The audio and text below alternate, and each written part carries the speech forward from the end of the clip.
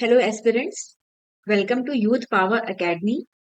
और जैसे कि मैंने आपको हमारे प्रोमो वीडियोस में बताया था कि अभी अ, अगले एक महीने तक जो हमारा फोकस है वो आपकी यूपी पीसीएस की जो परीक्षा होने वाली है 12 अक्टूबर को उस पे रहेगा। और मैंने आपको बताया था कि यूथ पावर एकेडमी आपके लिए मैगजीन्स जो करंट अफेयर्स है उनकी हमने कई सारी मैगजीन्स निकाली हैं आपके ये आसानी हो पढ़ने में। क्विक रिवीजन के लिए हमने फटाफट मैगजीन निकाली है। और मंथली रिकैप के लिए हमारी अलग मैगजीन है जिसमें आपको सारे टॉपिक्स का समरी रहेगा with background information and keywords. उसके अलावा जो हमारी मेन कोर्स मैगजीन है वो थोड़ी लेंदी मैगजीन है और उसमें हर टॉपिक का पूरा डिटेल में डिस्कशन है, एनालिसिस है। तो उससे आपको आपके आंसर राइटिंग में हेल्प मिलेगी। नेक्स्ट हमारा जो सेगमेंट है वो स्पोर्ट्स का है। स्पोर्ट्स भी काफी इंपॉर्टेंट रहता है और यूपी पीसीएस में स्पोर्ट्स से भी 4 to 5 क्वेश्चंस आ जाते हैं कभी कभी। अब जैसी चीजें हो ही रहती हैं उसी के अकॉर्डिंग। तो अगर हम फरवरी मंथ को उठा के देखें तो सबसे पहले बीसीसीआई ने अवार्ड सेरेमनी उसने घोषणा की अवार्ड्स की। और तो इसमें जो सचिन तेंदुलकर हैं उन्होंने सी के Naidu life time achievement award ये इनको मिला। और जसप्रीत बुमराह और स्मृति मंदाना इन्हें पॉली उमरीगर अवार्ड से सम्मानित किया गया इनके इंटरनेशनल क्रिकेट में उनके बेहतरीन प्रदर्शन के लिए। फिर इसके अलावा Jagmohan Dalmiya trophy for best women cricketer ये इसको भी दिया गया। और तो बीसीसीआई की अगर हम बात करें तो ये नेशनल गवर्निंग बॉडी है क्रिकेट की इंडिया में। और इसकी स्थापना हुई थी 1928 में। ये सबसे रिच और इन्फ्लुएंशियल क्रिकेट बोर्ड में इसको माना जाता है दुनिया के। और ये जो अवार्ड है ये एनुअली दिया जाता है और इसमें जो क्रिकेटर्स हैं उनके जो भी अचीवमेंट हैं और जो क्रिकेट में उनका योगदान है उसके लिए इनको सम्मानित किया जाता है। अगर हम सीके नायडू की बात कर लें तो कर्नल सीके नायडू ये पहले कैप्टन थे इंडियन क्रिकेट टीम के टेस्ट मैचेस में।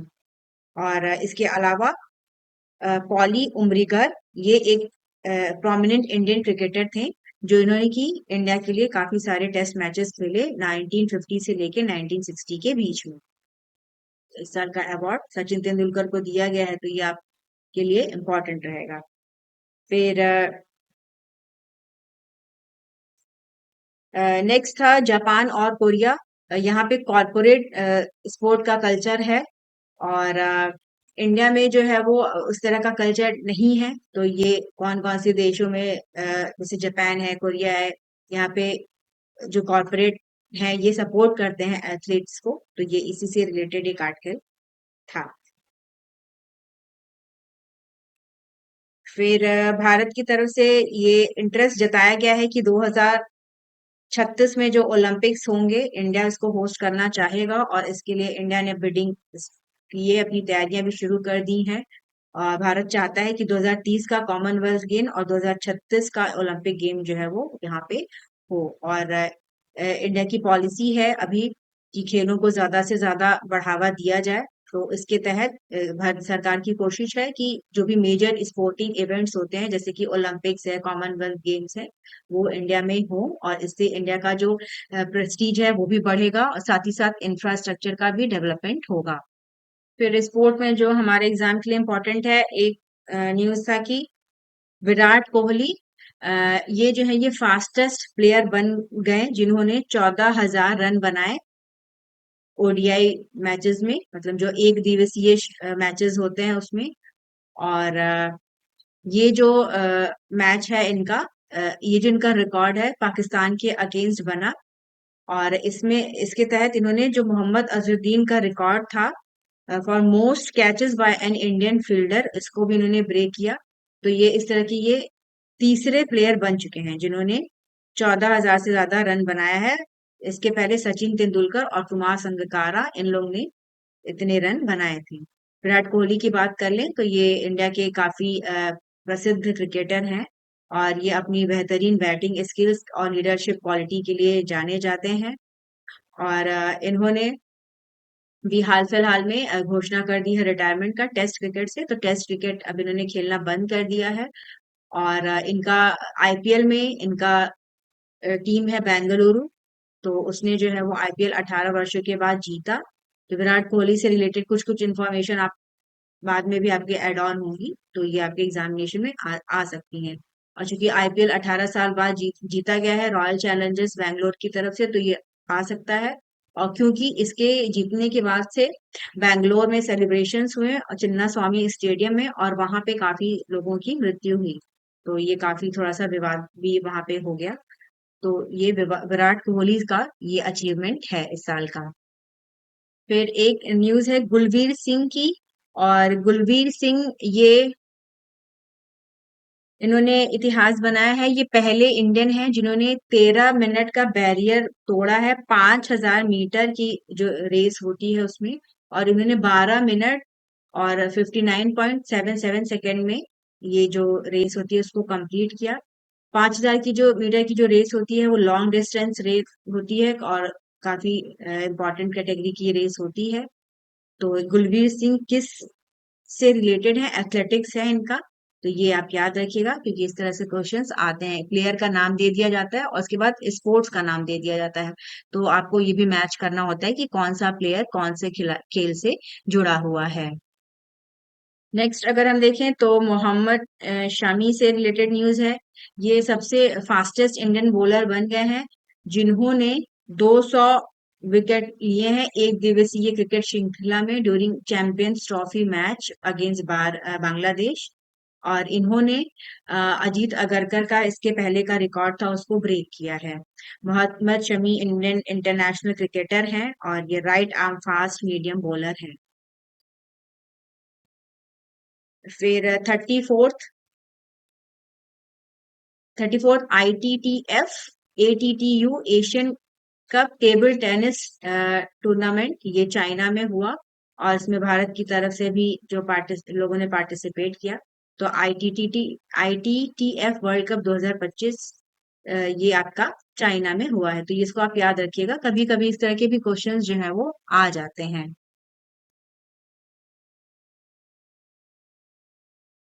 फिर south Asian senior athletics championship ये आपका रांची में हुआ। रांची इसको होस्ट करेगा। ये चौथा south Asian senior athletics championship होगा, मई में जो है ये होगा। और साउथ एशियन एथलेटिक्स फेडरेशन यही इसको ऑर्गेनाइज करता है।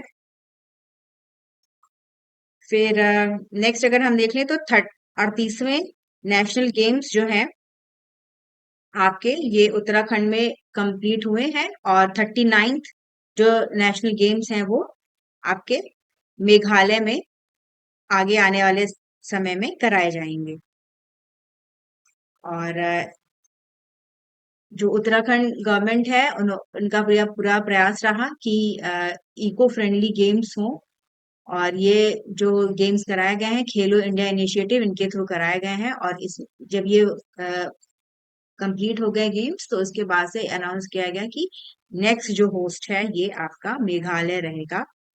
और साथ ही साथ इसमें ये भी बताया गया कि कैसे भारत 2036 के ओलंपिक्स के लिए तैयारी जो है वो कर रहा है।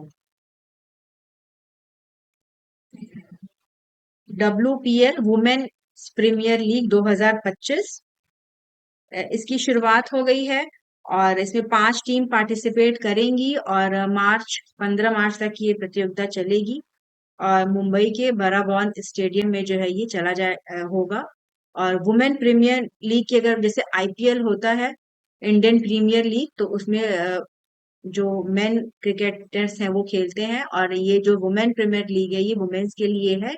और इसकी शुरुआत बीसीसीआई ने 2023 में की थी कि इसको जो है वो आईपीएल के इक्विवेलेंट इन गेम्स को बनाना है। और इसमें जो टीम है ये है आपकी, जैसे आरसीबी है, गुजरात जायंट्स है, दिल्ली कैपिटल है, यूपी वॉरियर्स है, मुंबई इंडियंस है। और ये सारी जो है वो इसमें टीमें जो है वो पार्टिसिपेट करती हैं। फिर पंकज आडवाणी इन्होंने नेशनल स्नूकर चैंपियनशिप जीता है। और ये पंकज आडवाणी की जो है वो 36 नेशनल टाइटल है। और 10th मेंस स्नूकर क्राउन है एट इंडियन स्नूकर चैंपियनशिप।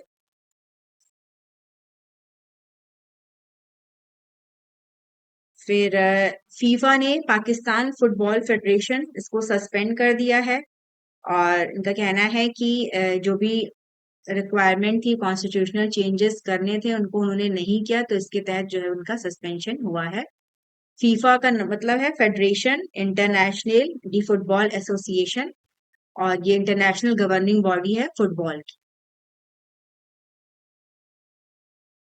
फिर फरवरी के महीने में pickle world pickle ball league हुआ, और इसमें जो है बेंगलुरु जवान्स इन्होंने पुणे को डिफीट किया 3-1 से फाइनल मैच में, और इन्होंने ये जीता है। पिकल बॉल की अगर हम बात करें तो ये एक स्पोर्ट है जो कि टेनिस, बैडमिंटन और टेबल टेनिस तीनों का मिला जुला रूप है, और ये हाल फिलहाल के दिनों में काफी इसका जो है वो प्रभाव बढ़ रहा है। दिल्ली, मुंबई जैसे शहरों में ये इनके जो खेलने वालों की संख्या है उसमें पाया गया है काफी बढ़ोतरी हुई है। और पिकेल बॉल का जो खोज है वो 1965 में हुआ था बेनब्रिज आइलैंड में। अ, और इसको जोel प्रिचार्ड, बिल बेल और बार्ने मैककलम इन्होंने खेला था। तो ये पिकेल बॉल प्रतियोगिता का इनॉग्रल वर्ल्ड कप था जो कि बेंगलुरु जवान्स के द्वारा जीता गया है।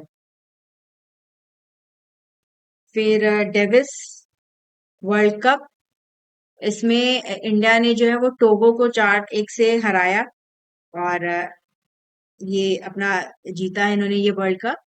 और करण सिंह ने अपना डेब्यू मैच जीता, तो करण सिंह जो है ये आपके टेनिस से रिलेटेड प्लेयर हैं। फिर उत्तर प्रदेश और हिमाचल प्रदेश, इनको जो है वो कबड्डी टाइटल्स जीता इन्होंने नेशनल गेम्स में। तो चूंकि उत्तर प्रदेश ने जीता है तो हमारे एग्जामिनेशन के लिए ये काफी इम्पोर्टेंट हो जाता है। उत्तर प्रदेश की जो मेन की कबड्डी टीम है, इन्होंने गोल्ड मेडल जीता नेशनल गेम्स 2025 में, और इन्होंने चंडीगढ़ को हराया। तो अगर यूपी का चूंकि पीसीस की परीक्षा है तो इसमें पूछा जा सकता है। फिर हिमाचल प्रदेश की वुमेन कबड्डी टीम ने गोल्ड मिला, इनको गोल्ड मिला, और इन्होंने हरियाणा को हराया है 38th नेशनल गेम्स में। तो ये दोनों ही हमारे लिए इम्पोर्टेंट रहेंगे। और उत्तर प्रदेश का चूंकि मेंस का कबड्डी टीम जीता है तो इसलिए ये वाली न्यूज हमारे एग्जामिनेशन में आ सकती है। फिर नेक्स्ट अगर हम देख लें तो इंडिया ने ICC under 19 women's T20 world cup इसे जीता है, और इसमें इन्होंने साउथ अफ्रीका को फाइनल में हराया। गोंगदी त्रिशा और वैष्णवी शर्मा इन्होंने एक सिग्निफिकेंट कंट्रीब्यूशन दिया है, और त्रिशा इन्हें जो है वो प्लेयर ऑफ द मैच और टूर्नामेंट जो है वो दिया गया। ICC under 19 women cricket world cup ये एक इंटरनेशनल क्रिकेट टूर्नामेंट है, जो कि नेशनल अंडर 19 वुमेन की टीम के द्वारा जो है वो खेला जाता है। फिर भारत सरकार ने अप्रूव कर दिया है, भारत की जो टीम है 88 मेंबर की टीम है, और ये पार्टिसिपेट करेगी 9th एशियन विंटर गेम्स में। 9th एशियन विंटर गेम्स 2025 ये हार्बिन चाइना में होंगे, और इनके लिए जो गवर्नमेंट है वो फाइनेंशियल सपोर्ट पूरा प्रोवाइड करेगी। एशियन विंटर गेम जो है मल्टी स्पोर्ट इवेंट है, और ये भी हर चौथे साल होता है, और इसमें जो एशियन कंट्रीज हैं इनके जो एथलीट्स हैं ये अपने अपने देश को रिप्रेजेंट करते हैं। और पहला एशियन विंटर गेम सोपोरो जापान में हुआ था 1986 में।